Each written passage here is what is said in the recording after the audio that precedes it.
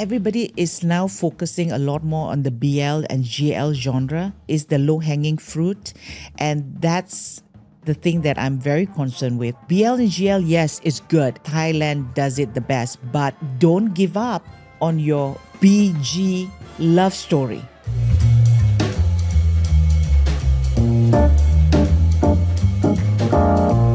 Today's guest has spent more than 3 decades shaping how content moves across Asia. Indra Suharjono is the co-founder of IE Entertainment. I think many will agree with me. She's done more for anyone and for longer, putting Thai content on the regional and the global map. Among other roles, she's advised Thai broadcaster BEC, which runs Channel 3, on its global content strategy, and is also involved in the I might have got this wrong. She's involved in the global distribution of 8-part miniseries Coolie. Some rights may have been carved out, so you'll have to forgive me. It's produced by Cathay Film Company. Her production credits include executive producer of Project Runway Thailand Season 1, and I understand there might be a Season 2 on her radar. You can ask her yourself.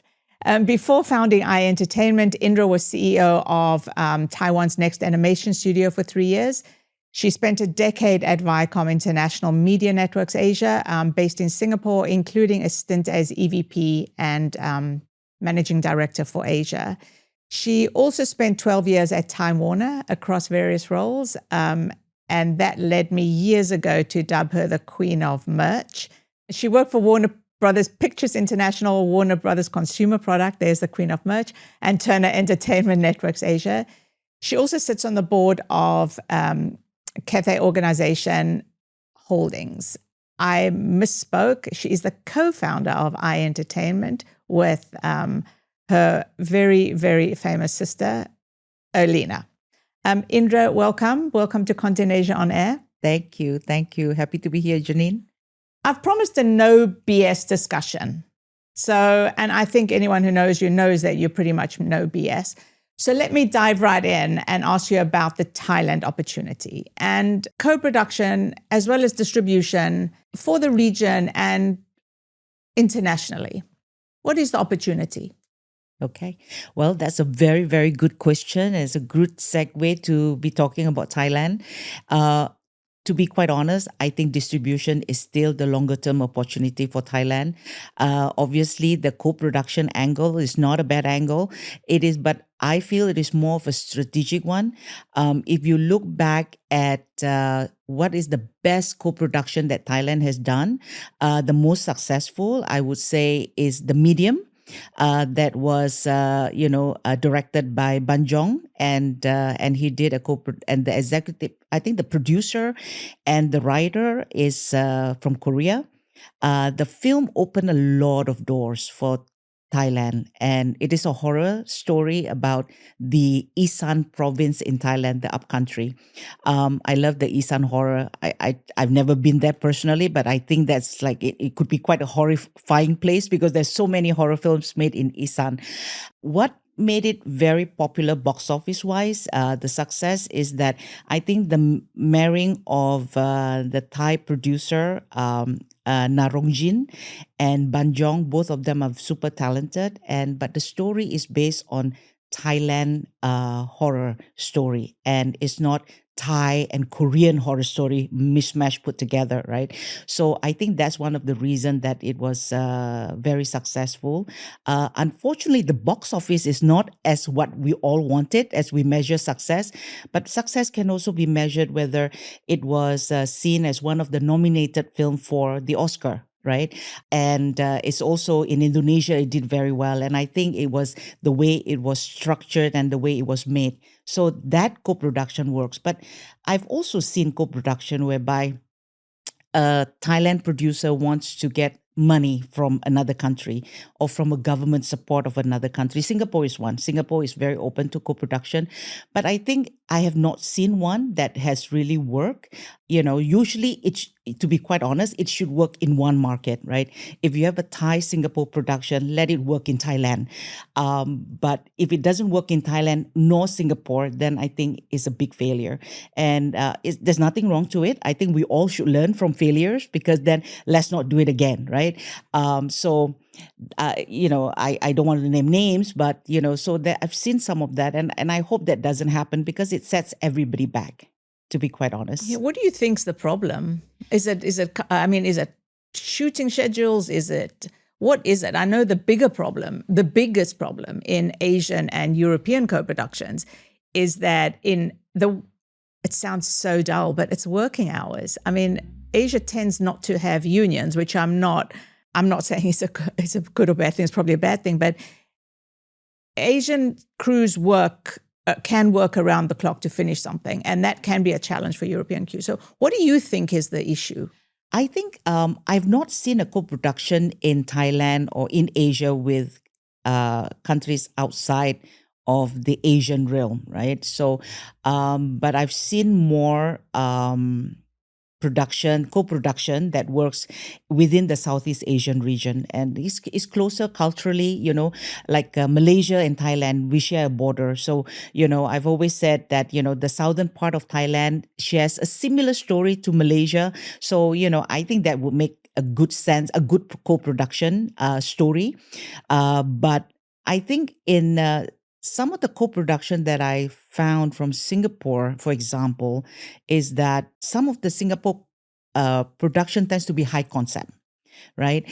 And in Thailand, maybe that doesn't work, because, like, for example, when BEC produces a show, a Lacorn, and it really targets, it's important to get the upcountry. So not just the Bangkok area, right? So to get that rating. So sometimes, trying to shoot a series like based on a high concept like Singapore, and then but trying to target the northern part of Thailand, that might not work. Like, for example, there are certain scenes of the lead actors will be, and speaking on top of a rooftop in Thailand. Actually, that doesn't make sense, because nobody does that in Thailand. It's too hot, and there's really, the view doesn't have that, for you to see. But that's really very high concept style of production. Wouldn't this be obvious, like going in, it that should there's a be. mismatch? It should be, but I think when you have a co-production, you should just have one director. Because if you have two directors, then I think that becomes a problem, because then you have either language issues, right, or you have opinion issues. It's you can't have two chefs in the kitchen. That's how I would see it. And I think the medium that works is, the director is Banjong, and he is from Thailand. The producer is from, and the writer is from Korea. So, and obviously he has a lot of input, but on the writing side, but not on the direction of the film. So that So, could be one of the boxes to tick. I don't know. What I'm seeing is that there's more and more money for co-production. yes. More and more film commissions, more and more government bodies are putting money And into Thailand co-production. wants to do a lot more co-production. I mean, I've been approached by so many asking, like, Indra, we have a story. Is there any way we can get the money? Because in Thailand, when you are producing for a broadcast, right, or for Channel 7, Channel 3, Mono, Channel 131, or True for You, they have a certain budget, right? And it can't go above that. So sometimes it's tight, because ad dollars are dropping like crazy. So the cost of production per episode has also dropped substantially. So, what do they do? So the best way is really to look at co-production partner from outside of Thailand, because now Thai dramas does travel. And, I was thinking that could there be a co-production between Thailand and Indonesia? you know because a lot of the co-production now that has opened up for co-production in terms of country in Southeast Asia is really Singapore, right? And that's great. So, but what is that story? Is there a story between Singapore and in Thailand that could be authentic for both markets? I don't know. I don't have that story. I don't know. I've never seen a story that could work in both markets, but maybe in Indonesia, so, if Pak Sutanto is watching, give me a call. you're Or in Anthony. you're on our radar. Yeah. Netflix has had quite a few breakout Thai hits, most recently with The Evil Lawyer, which is on the global top 10, but also with Mad Unicorn, and before that, Master of the House. There was also the film Hunger, which was I think the first Thai film to make it to number one on the global non-English. I mean, Netflix is obviously another element in the whole, I want to say co-production, but it's not really. It's Netflix just brings a whole nother level of filmmaking because they do have access to all that global resource, all the global expertise, but at the same time, they're very conscious of telling a local story, and the story has to work in market first. So what do you think those titles did right to attract such robust interest? I guess, yeah. Okay, so it's interesting about Netflix. The team, I know the team that did the Netflix original in Thailand, and I attend their upfront, from like 2024, and they they have evolved, right? So they have a show called Ready Set Love that was released in February of 2024. And, when I saw the show, it wasn't a bad show. I liked it, but I wasn't sure whether that would have traction in Thailand, or because it looks it looks something that was made for me rather than being made for the Thai people, because it looks very glossy and it looks very Korean. The only difference is that, it has Thai actors and they speak Thai, but you could have placed any Korean actors and it would have passed. So that is the one thing that, I really don't think that Thai producers should do a lot of, because that so Ready Set Love, beautiful show, very glossy, but I don't think it reaches the success of Mad Unicorn or Master of the House, right? Mad Unicorn, Master of the House, the stories are very local. Mad Unicorn is a story about a local, delivery company in Thailand. So I love it because I thought it was so well done. I know they had a bit of issue with the editing because it was supposed to be 14 episodes and it landed to be 7. I thought 7 was perfect. 14 is a bit much. I might not have liked it, but I think the what Netflix has done is they experiment, right? They don't really know what really clicks. They want a show that works in Thailand and travels globally. It's not an easy task. It's very difficult. I mean, Cigarette Girl was one in Indonesia that actually could travel, right? I love the Cigarette Girl, but I think it did well in Indonesia, but I don't know how well it did because it's very art house. But it's so beautiful. I It's love beautiful. it. Yeah, I it agree is a with you. beautiful. So I know you had the producers, loved it. at Content Asia in 24 in Thailand. But with Mad Unicorn success and also with Master of the House, Master of the House is, any story with a story about the maid that becomes the master usually works. Like Maid of Manhattan did very well, theatrically everywhere, and it's the Rags to Riches story that travels really well. So I thought that those two stories make sense for Thailand because it is a Thai story and it's authentic. And then they, I guess they structure it in such a way that it could also travel globally. So, I want to see more of that from Thailand because Thailand has a lot of stories. When I was at this T-Wave masterclass, the Thailand Wave that DITPs arranged, I mean, I told them, I said, look, you do so much of remake and everything comes from a novel that, you forget to look at original stories from Thailand. Thailand has so many stories that, and these are the two stories that I thought would work, and it did, right? The Evil Lawyer is also another. I will talk about I preferred Master of the House to Mad Unicorn, although I did like them both. But you said something before that about trying to be Korean. So what I'm seeing is across the region, in fact, maybe even across the world, everyone wants to be international, go global. I mean, these phrases it's like fingernails on a blackboard to me, because what do you actually mean? You mean like what? Some mishmash of this and a mishmash of that.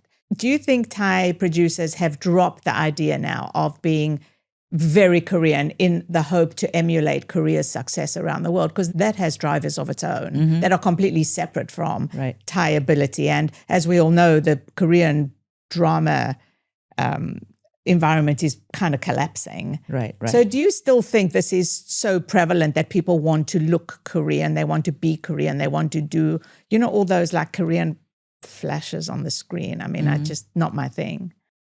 Well, okay. So the reason why everybody looks at Korea is because Korea is successful with their Korean Babe, right?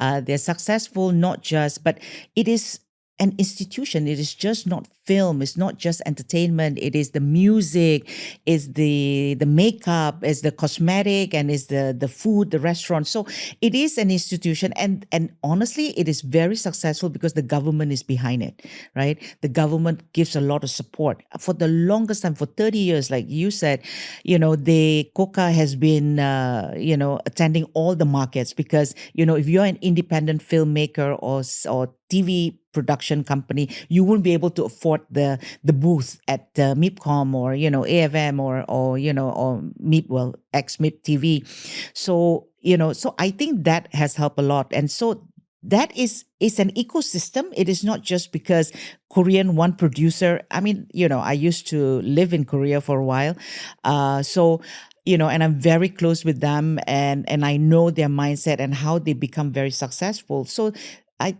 Korean works very hard. They've never given up.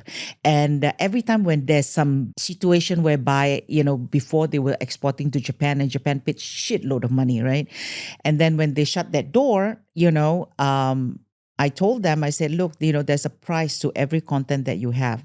You are actually exporting your culture. You can't expect that all the hardware is made in Japan. And then when you are in Japan and all the content, the soft power is all from Korea. They're listening to Korean song. They're watching Korean drama. So, at some point, government would not like that, Yeah, China pretty much did the and same China, thing, didn't yes. they? And then, but when Japan closed the door, then China opens the door. But not very long after China closes the door. So, one of the things that I know we're talking about content, but the other thing is also about how you price your content, right? Because you can't over budget your production, that it doesn't make sense. You can't recoup, and you can't oversell your content, because that, I think, is something that I did say at T-Wave, because you don't want them to be a one-time buyer. So with Korean drama, so it's not going back to Korean drama, is that yes, I mean, everybody wants to, but who has the kind of Korean drama budget? You will be bust if you do it, right? And the production cost in Korea went up substantially is because the cost of the talent that has become so expensive that it's affecting SBS, NBC, KBS. So nobody dares to try an experiment, and that's the problem. And unfortunately, I mean, it's good to have Netflix, but then when Netflix comes in with big amount of big checks, it's very hard, because you hope that they stay forever, but sometimes they don't, right? Because it depends on what the algorithm tells them to produce. And also it goes in waves. At one point, Netflix had capped talent fees because even they got irritated. But Yes. there's other, apart from the whole geopolitical shifts, there are other forces and influences, like JTBC, for instance, pays too much for sports 5 years ago, and now it impacts the entire company, which is now under administration. I'm not sure what the update is today, but yeah, there's just all kinds of influences that really impact the market. Right. But you mentioned something about you mentioned selling and pricing, and I want to bring the conversation back to Thailand. You were the one who took Thailand's most popular series ever, which is Love Destiny. You sold it to, I think it was 13 markets in Asia, including China, including Korea, which was really, really a landmark deal. I'm not sure anyone made enough of it, but Koreans don't really buy foreign content. Exactly. So you did that deal. What did you learn from that? And can the model be replicated? Are those days behind us, or are there more days in front of us? I am very bullish. I think there are more days in front of us. It's just making sure that the producers makes the right content, right? And that, they improve their craft, because Thailand has produced a lot of dramas, hundreds and thousands of hours, but I don't see the quality going up. I see production value going down. right? Production budget. Now, so with something like Love Destiny, I started distributing BEC's content, Channel 3, in 2019. So the show Love Destiny was released in February of 2018. That show basically stopped traffic in Thailand. So the finale had a rating of 18.9, which is like, is unheard of. And I think BEC shares went up that week because of Love Destiny. That is something that I don't think we can even say anything like that today, which is sad. But I saw the show. I mean, I did see it, and and I loved the show. I mean, I thought it was so well done. The story, the chemistry between the talent between Bella and Pope, I thought is amazing. And so with this, I knew that with fantasy, and also it's also because of the Thai culture, right? Usually, like fantasy or period is very hard to license, but in this sense, because Thailand is a destination for tourism. Everybody knows Thailand. The Koreans loves to go to Thailand. So what I did was, I needed to get an endorsement, right, for Thai content. And so that was the one that we blasted, and you helped us do the publicity, because I said, and when I told you and you said like, really? And then I said yes, because it's the first time I think this is the first time that Asian content that got acquired in I Thailand. remember that. And you know what, Janine, and also in China. But Janine, it is not just one title. You do one time license is good, but do you know that they came back and relicensed Love Destiny 1? And they relicensed in China with Youku, and they relicensed in Korea. Even in Singapore, they have a MediaCorp relicensed Love Destiny. Love Destiny, I know a friend's mother watches it like 5 times, But what is it about that? I mean, it's the story. One is a story about destiny. It is a story about time travel, and it's got a very headstrong heroine, and Bella played the role so well, and Thailand doesn't really do sequel, because usually it's a mini series and that's it. But this is the title that actually BEC made a Love Destiny 2. And, so because of the success of Love Destiny 1, so it's the gift that keeps giving, because I'm still relicensing it. We are relicensing it soon to Media Prima in Malaysia. So they've just taken, because season 1 again. Season 1 again. So because it's a period. It's almost 10 years old. Yeah, it is. And you know what? It's the gift that keeps giving. It's doing very, very well everywhere. So we are very happy, and it's the number one revenue generated title outside of Thailand for Channel 3. So Thailand's never, I mean, there've been other successes, but it's never been able to replicate that Love Destiny magic. Yeah. Why? Because I think everybody is now focusing a lot more on the BL and GL genre. Is the low-hanging fruit. And that's the thing that I'm very concerned with, because BL and GL, yes, is good. I mean, Thailand does it the best, but don't give up on your BG love story, because BG being what? Boy girl. Boy girl love story. I know we all talk about BL and GL. So BGL. I think GL, I mean, talking about BL and GL, Thailand has really, I want to say cornered the market, but there's other contenders for this, like superpower status. It started about 12 years ago. Where do you think that's going? Okay, so I did look back on when BL really started. So BL started in 2014. About 12 years ago. 12 years, 2014, and it was aired on the Channel 9. Okay, so it did well, but it was like not many people talk about it. Then in 2015, nothing. There is no BL stories at all. Then it started coming back, right? Because and one of the reason is that Japan likes it, because Japan has that manga BL stories, so they understand what BL means. So Japan was the only country that really paid good money for licensing of the content. And, so that was in the early 2019, 2020. And, but since then, unfortunately, it has declined. But the success of BLGL really is one is culturally Thailand is the society is they're gender fluid, right? And so that's one. And then one and the other stack that make BLGL very successful is the talent and fandom commerce. So it is the downstream is what really drives the BLGL. It's not the licensing of the content. Most of the BLGL content you see, it's can only be aired. Well, only in Thailand that free to air is allowed to air it, right? You don't see that Well, yeah, here. it cuts off so many markets. It Yes. cuts off that licensing market. Yes. So there is no free to air, only OTT that you can, or, you put it on YouTube. So there's not a lot of revenue there, right? And Japan stops paying the high dollars as they used to in the past. So then, but the fandom commerce and the economy from the fandom actually that drives the BLGL. So they're making money downstream, not licensing. So really, would we call it a content genre?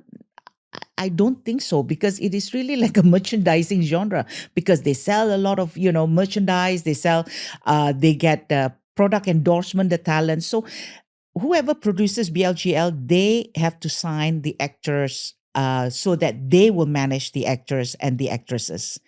And that's how they make the money. Like Ling Om is a great example. I mean, my God, if you go to Thailand, you see Ling Om everywhere in all the banner, in all the BTS, in the supermarket or in the shopping mall, because that's where the revenue is. I think that's what is commonly being referred to now as what closing the commerce loop or something. Yes. And I think that is one of the major trends. We were at the industry conference from Media Partners Asia last week, and they talked a lot about that the creator economy of that commerce, closing that gap. So you can't do it without merchandising. You can't do it without a commerce angle. It's the same thing. I came from the kids, business, right? Kids animation. And kids animation, a lot of like SpongeBob per episode cost 700,000 US to make. We license them, but most of the time we would give the content free because we would make millions from the licensing and merchandising. So it's it's almost a similar model if you look at it. So you sacrifice the licensing revenue of what, a few not even a few thousand, a few $100. So you make it, and now even with kids animation, I mean, we also incentivize the broadcasters so they get a back end from licensing and merchandising because they know it's a lot of money there. I think I spoke to some of the BL and GL producers and directors, and they're going straight to YouTube. Yeah. Because they can maximize the exposure. They can do the whole fandom thing. Right. And in fact, at ATF last year, a lot of them brought their stars, and they had to bring in crowd control in at an industry event. So that was the first time I'd ever seen that. Or maybe it's not. But anyway, first time at ATF. Right. Did they maximize opportunity? Not sure. But that's where I learned the power of YouTube and these kids. They seem like kids. They seem really young. Yeah. Most of the with Channel 3, they produce a very successful GL with Ling Om, The Secret of Us, about 2 years ago. And I don't think they expected that it would be so successful. And when it did, so then now the pairing with Thai content is really about the talent and how you pair them. So Ling Om, fantastic so pairing. That's Ling Ling and Om. Yeah, Ling Ling and Om. So they call them Ling Om. Ling Om. Yeah, Ling Om couple. And, they travel to China, and the show has never been released in China. I mean, legitimately, but everyone in China, if you want to see it, you can see it underground, right? So, but I guess that's a sacrifice they make. But then, Channel 3 makes on the talent makes a lot of money from the talent artists. Yeah. So if Thailand really is a first mover, Taiwan's trying and having some success. Japan, Korea also trying to get into their own BL. How long can Thailand hang on to its that first mover advantage? And what happens when Korea, Japan, or Taiwan, for instance, move harder, spend more, attempt? Well, okay, to be honest with you, they are spending more now than Thailand. But I think it will stay longer. And one of the reason, and it will definitely stay longer because there is a, still a demand in Thailand Yeah. market. So they didn't really make it because of outside of Thailand, right? Because they should really, and this is the thing that I kept telling people that would listen to me is that, when you make content, you got to make sure it has to work in your market. If it doesn't work, then, clearly, why would anybody else want it? And Love Destiny is a clear example because of the rating of 18.9 on the finale. And, we're still licensing like 12 years from, from the broadcast date. I think Thailand would still have it. And I think that is one genre that's authentically Thai, right? Because one is the gender fluidity of Thailand, and also the producers doesn't have to stage it. The actors are, because people of Thailand are gender fluid, so they don't really see. They're not gay and they're not lesbian, the actors, right? So to them, it's like, but they don't mind acting that role because it's accepted in the society, because it is such a gender fluid society. That's why I think it's working. But I don't see that in Korea, to be quite honest. I mean, I think if an actor acted in a BL in Korea, I don't think he'll get a job again. So it's very difficult. It's not widely acceptable. And then the second part is really because they have such a strong, setup, structure whereby they have the talent and they have the fandom commerce that takes time to build, right? And that's not something that Korea and Japan or Taiwan is able to do, or replicate easily. I agree on that. Although Taiwan is the home to Gaga Ulala, I don't want to focus too much on Gaga Ulala because we'll talk about that in another episode. But they're having amazing success with spreading GLBL, LGBTQ content of all genres around the world. So they've reached certain milestones that I'm not sure Jay ever thought he would reach. Right. Like millions and millions. Yeah. So yeah. Anyway, so I think there is. I don't want to call it progress, but there is like a normalization of this genre. Let me talk. So if Thailand's going to hold on to its in lead in the space, you've come up with a threat index for Thai producers. I mean, I know that you're the leading distributor of Thai content anywhere in the world. Tell us about this threat index and what you see, I guess, as the top 3 threats. Okay, so the top 3 threats is number one is that, well, it's not really more like a threat. I think it's more what Thai producers or filmmakers in Thailand needs to be better off is that, they need to look at their authentic story rather than trying to be somebody else, right? They should not take the template from Korea or template from the US or template from wherever, because I think it's and this I'm very sure of is because they look at what Netflix has done with Mad Unicorn and Master of the House and The Evil Lawyer, right? So like for example, The Evil Lawyer was the script was actually Netflix found it at CEA Content Lab that the government has put out, The right? Thai government, Thai yeah. government, and I thought that's a wonderful story because the writers actually spent 5 years researching the story. I don't hear that in Thailand very often. I think I would really want to see that more because don't make it into a fast food industry that you produce so many. And another thing is that BLGL is great, but I think they need to really up the quality of the BLGL. I mean, I've seen so many, it's so blurring. I can't remember what that title is or that what is that, that moment that I would remember what that story like. Love Destiny, I would remember, right? So I think they need to do that more and up maybe you don't have to have 350 titles, 8 episode series. I think you need to have 10 very good titles that, people will want to come back and watch because now it's targeting the fandom, right? There's certain group of young girls. So BLGL audience is really young girls, right? They're not really the LGBTQ audience. So I saw them, my God, they would line up for days just to meet their stars, right?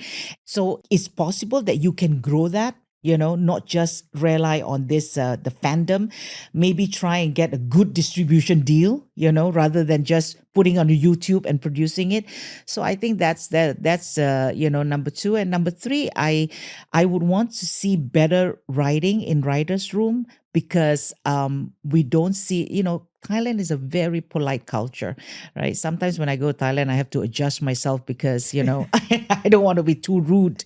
And but I kept saying that it's okay, and that's what I said at the T Wave panel, is like, it's okay to give feedback, because I think it's good that if somebody is willing to read your script and give you notes, do it, because that's important, because there's certain things that you will never see. So I think these are the three things that I would want to see Thailand improve on, and in order for it to go to the next, 200, 300 titles that they would produce. I go back to the issue of love, not the issue, the success of Love Destiny. That remains from 2018. It remains the most successful Thai drama ever, even despite Royal Doctor, despite all the next. And talking about the changes, the evolution of Thai originals, global streaming's already led to significant changes in structure. The episodes are shorter. The series run to 10 or 12. Do you think this will continue? And do you think this now becomes normal, this streaming format? Okay, that's a very good question. There are two markets in Thailand. One is the broadcast, like Channel 3, Channel 7. They used to be making like Love Destiny is actually 41-hour episode, right? So, I mean, that's unheard of now. I think it would drop to maybe 20 or 16. And it took a while for BEC to adjust, because there was, I was talking with Antv in Indonesia, right? So I said, so Bu, how many episodes is it? The first question they asked, how many episodes, not what titles they, is available. I say, okay, it's 20, 20 hours. And then he said, oh, just 20. Then I said, why not? He says, well, because if it does very well, we want it to be like 50, So I said, I think that those days are gone. I mean, I know the Turkish does like 200 episodes, right? Even that's like shrinking. So BEC is still doing 16 for free to air. And we do license to Netflix in Thailand. But if it's an original for OTT, I think it's 7 or 8 makes more sense for it to travel globally. Because when you are on an OTT platform, the viewers tends to binge. Now, 7, 8 hours, you might get them to watch, because if it's 16, then you can't binge, because then you go crazy, right? So I think it's more that 7 or 8 episodes is based on the viewers and what relationship they're willing to give the content. So I like to see everything from start to finish. It's like, when I pick up a book, I got to finish the book, right? So the first thing I look is the size of the book, because then, whether I have that whether I want to give that relationship to the content. So do you think it will just be elastic? It will be from 7 to 16? I think for OTT, if it's produced for OTT, it's going to be 7 or 8. Everyone wants to produce for OTT. Yeah, it's 7 or 8. Okay, so that's a significant I think that's the number, shrinkage. yeah. Because, what about the length of episodes? Because Thai dramas used to run to like 90 minutes. Okay, is that still that's happening? changed. Now that's changed, and the reason why it has changed is because the ad dollars has shrunk. So prime time is no longer 2 hours, because there is no 2 hours of ads, right? So in the past, like Love Destiny was like, I think 18 episodes of 2 hours each. So then that has changed. So now it's 1 hour, it's 60-minute slot, right? So and it makes sense, because I think this is more of a global play, because the ad dollars are shrinking because of it. So I think the advertisers decides on how the running time for for each title. Even so, like when we used to get, even without ads, it would be 70 minutes. Yeah. And I was always itching at the 50-minute mark. Just psychologically, I'm kind of primed to finish at 55 minutes or 1 ad hour. So I thought they were always just too long. No, I agree. I mean, if the ads, look, the good thing even is, without the ads, it was just it just really felt too long. I felt they were dragging me. I don't mind seeing ads if the ads are good, right? I mean, I like the ads in the US because it's quite interesting. The ads in Thailand is also good, because Thai actually are quite creative with all their ads. I don't So know, that I Indra. didn't mind. I'm But paying for YouTube because I don't want to see the ads, but yes. thanks. A few weeks ago, you did a masterclass in Thailand for the local content industry. You've referenced it a few times. Your opening slide said something like, understand the market, don't just follow it. And I looked at it and I thought, oh my God, I want to kill myself after all this time. We're still having to tell people that. But then that's just me. That's just me. I'm not selling.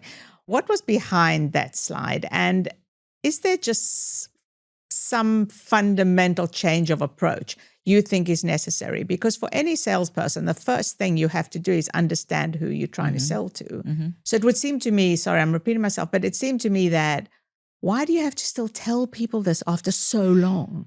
Okay. This is really inherently in Thailand. For example, there's a big successful horror film, right? And it's called The Undertaker, then followed by Death Whisperer from Channel 3. It grows like Death Whisperer 2 did 850 million. Suddenly it's like another horror, another horror, another horror. And of course the box office starts dropping. And I say, I mean, don't you believe in counter programming?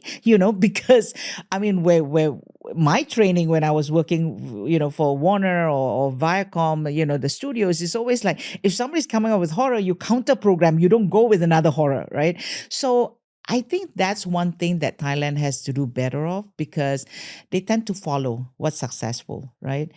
Somebody did tell me this. I said, why is it, like, why can't you think of something else, And so he said, well, if in Thailand somebody is successful planting avocados, then suddenly the whole country is doing avocados. Isn't that like a global temptation to do that if something's successful? Like look at microdrama. Everyone piling into microdrama like crazy people, including Thailand, Yeah. which is another whole topic that we'll get to another time. But I still think understanding your audience, whether you're selling avocados or Thai drama or water bottle branding, you still have to understand your Yeah. audience. Why do you think you still have to tell people understand your Yeah. audience? Like, for example, I did tell them that, so don't just follow what everybody else is doing.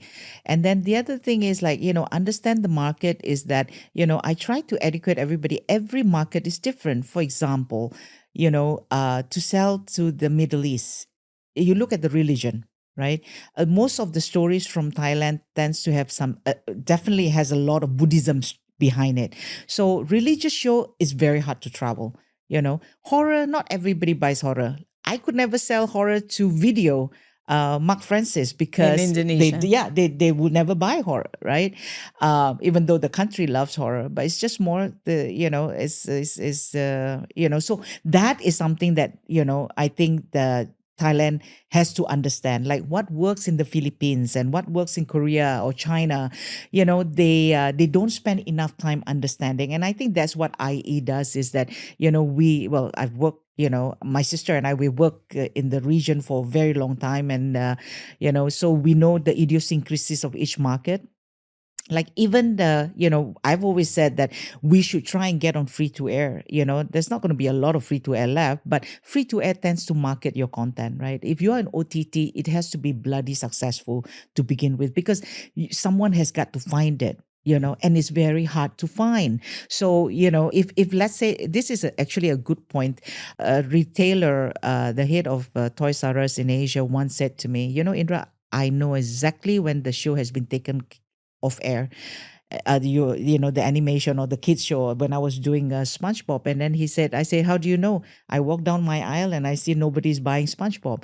It's that fast, the reaction. So he said, even if it's on the, OTT, he said, they don't market the show. You have to already know the show, right? So he always insists retailers that it gets on free to air. Free to air is the currency that they look at. So, but free to air for BLGL in Latin America doesn't work. It's there's heavy censorship. It's a Catholic, country. Well, I So think in a lot of Asia, you would you never wouldn't you would never definitely, get yes, it. yeah. And So Middle East, no. no, African, probably exactly. no. So they have to understand if you're gonna bring BLGL outside of Thailand, you have to choose where do you want to bring it to, Got it.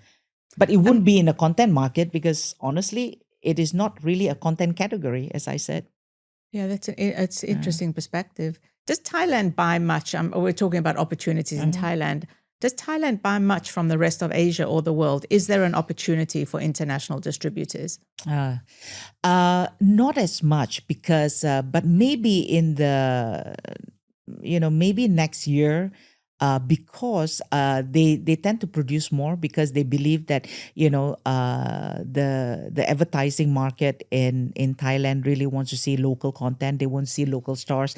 They like that they have access to the talent, right? That's the reason why they produce their own original content, but the cost of per hour is getting to be very expensive if they're not getting the ad dollars. So maybe they would then start to have fillers of content from outside of Thailand because then it works well for their financials, right? I know that some free-to-air broadcasters does buy Chinese drama, but only the period Chinese drama. The Monkey King works, right? Because there's a very strong Chinese base in Thailand. So, but that gets programmed like at midnight or past midnight.